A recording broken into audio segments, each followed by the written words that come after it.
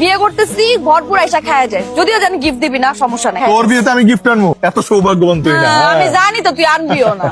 সারা জীবন তোরে যে সময় দিয়েছি এটাই এনাফ। আমি মনে হয় তোর সময় দেই না। প্রেম করছো জীবনে না, করলে বলতে পারো, অসুবিধা নেই।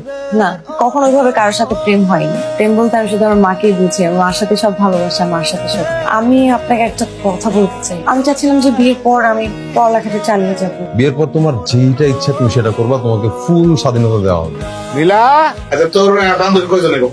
আমার তো বান্ধবী বন্ধু বলতে ওই মিলনই আছে, ওই আসবে, ওই আমার সাথে, ওই আমার অনেক ক্লোজ ফ্রেন্ড। হয়েছে, তুই দেখছিস তো আমাদের বাসায় আসে এই মহল্লারই ছেলে মিলন। মিলন চিনি তো আপা, খুব ভালো করেছি, কিন্তু আমি বান্ধবীদের কথা কইতেছিলাম। আরে মামা কি বলো, বন্ধু তো বন্ধুই, ছেলে আর মেয়ে কি?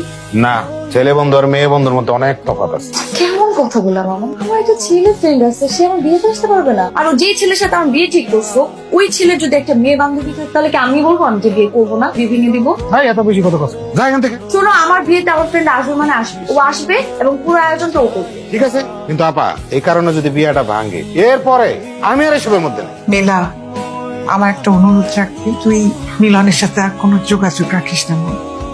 তোর বিয়ের জন্য একটা আলাদা প্ল্যান করছি, একদম তাক লাগাই দিব সবাই। শুনবি না কি প্ল্যান? তুই আমার বিয়েতে আসতে পারবি না। আরে আমারই তো আইতে দিব, আমি নাহলে কি তোর বিয়ে হইব নাকি? সব অ্যারেঞ্জমেন্ট প্ল্যানিং তো আমিই করতেছি। আমার মামা বলছে তোকে বিয়েতে না আসতে।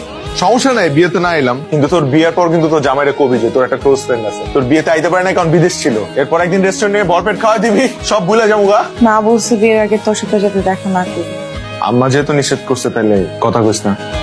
কি অবস্থা তোর? তুই ফোন দিস না কেন আমারে? কোনো খোঁজ নেস না? আচ্ছা বিয়ে হয় নাই তাতে এই অবস্থা, বিয়ে হলে যে তুই কি করবি আল্লাহ জানে। কিরে, কার সাথে কথা কস? নীলার সাথে কথা কই আম্মা। আমার ফোনই দেয় না, মানে কেমন হয়ে গেছে। দে তো বেমানটার একটা বকা দেই। এই আম্মা কথা কই ভাই, এই নে। ওই কিরে বেইমান বান্ধবী, হ্যাঁ আমার ছেলেটা তোর বন্ধুর একটা ফোন দেস না, বেইমান। ওই কথা কস না কে? কিরে এটা কার ফোন? আমার? এটা আমার ফোন, 2 দিন ধরে বন্ধ, চার্জার নষ্ট। 2 দিন ধরে কইতেছে আমার একটা চার্জার কিনা দে। হ্যাঁ আজাইরা কথা কইতেছে। হ্যাঁ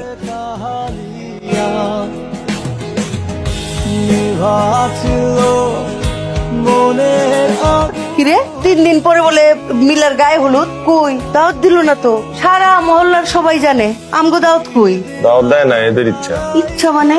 আরে নীলার মার সাথে আমার কত ভালো সম্পর্ক, তোর বান্ধবী মিলা। আরে আজও বিয়েতে দাওয়াত দিলে কি আমি বিয়েটা ভাঙ্গে দিতাম? আরো 2 হাত তুলে মনোজাত করতাম মায়াটার লিগা, যে সুখে শান্তিতে সংসার যেন করতে পারে। রাখো তো, এগুলো গায়ে লাগাও না, তুমি নিজের পোলার নিয়ে চিন্তা করো। খুব গায়ে লাগছে রে আমার, খুব গায়ে লাগছে। মানুষ আয় রে, মানুষের সাথে ভালো সম্পর্ক রেখে লাভটা কি? হ্যাঁ তুই কি আমার সাথে একটু দেখা করতে পারবি? কখন? কালকে।